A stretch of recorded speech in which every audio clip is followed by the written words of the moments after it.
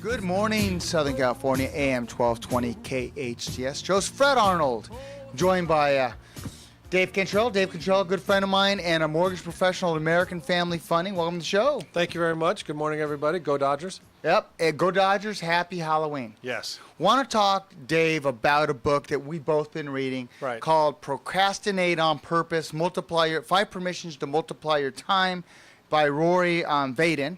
Fantastic book. Actually, I got to admit, I don't read the book as much as I listen to the audio on Audible. Right. It's really important when I exercise, I do that. Right. But there's a couple items, 5 permissions he talks about, and I want to talk about them because there's some big ones.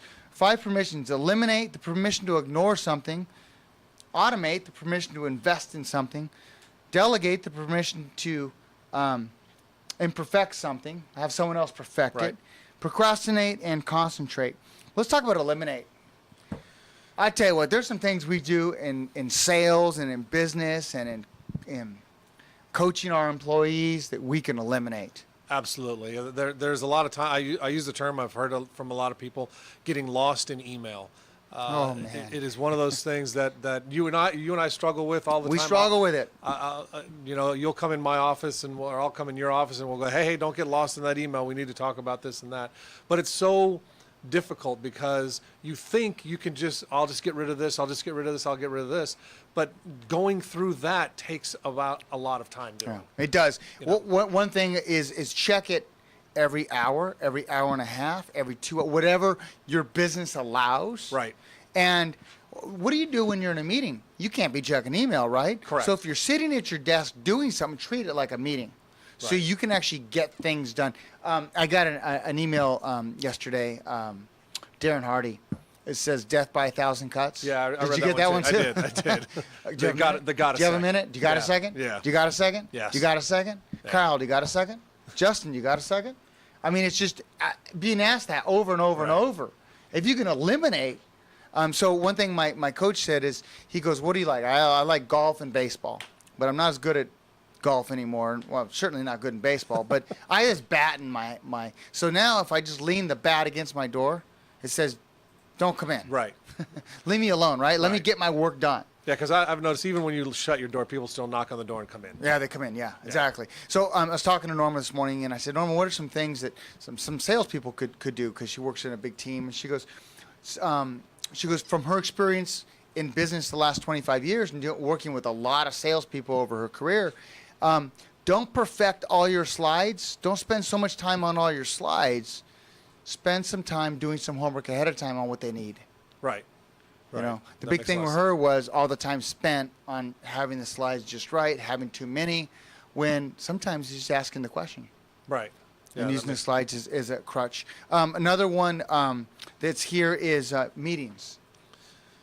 Yeah, we end up having a lot of meetings from time to time, and again, it's difficult because you want to have those meetings because you want to get resolution on certain things, but there are times when those meetings end up taking too long, or there's too many people in the meeting that now this opinion and this opinion and this opinion, and then you end up getting too many Indians in the meeting, and that becomes a little bit of a problem as well. Redundancy too. Someone wants to confirm what you just said.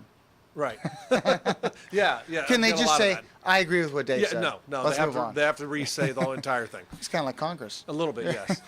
A lot of it. Watching TV, except for the Dodger games. Right, exactly. Right, except for the Dodger. Justin?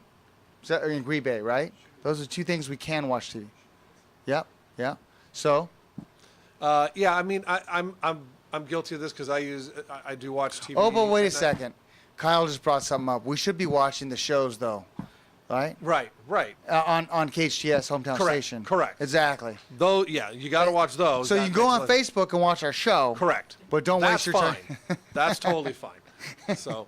But yeah, I mean, watching TV, unless it's a Dodger game or something you're passionate about, or it's an escapism. You know what? You might have that. Yeah. Yeah. Right. We all have our shows. Unnecessary means we talk about that. Long emails. Shoot me. If it's more than 2 paragraphs long, I lose it. I'm totally. If it's more than a paragraph, call me. Yes. And that's something that I always thought was amazing. I joke about that.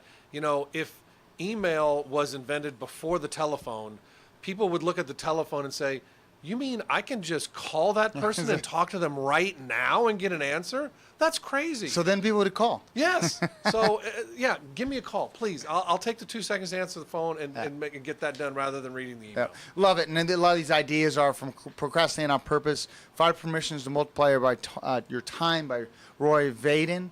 Recommend the book. Recommend it on Audible. Love it. Gossip. Oh, boy. Yeah.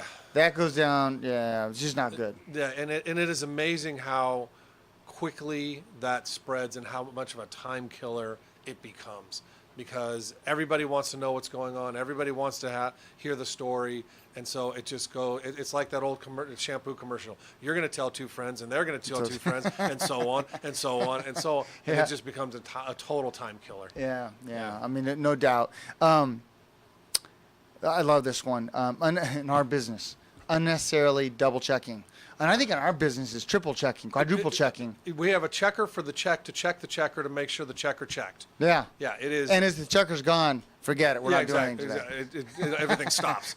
So yeah, the double checking is that. To me, it's put people in place that you trust. Yeah. You know, and if they make a mistake, they make a mistake. But more times than not, they probably are not going to make that mistake because you trust them. And so let them do their job. Let them do it. You know.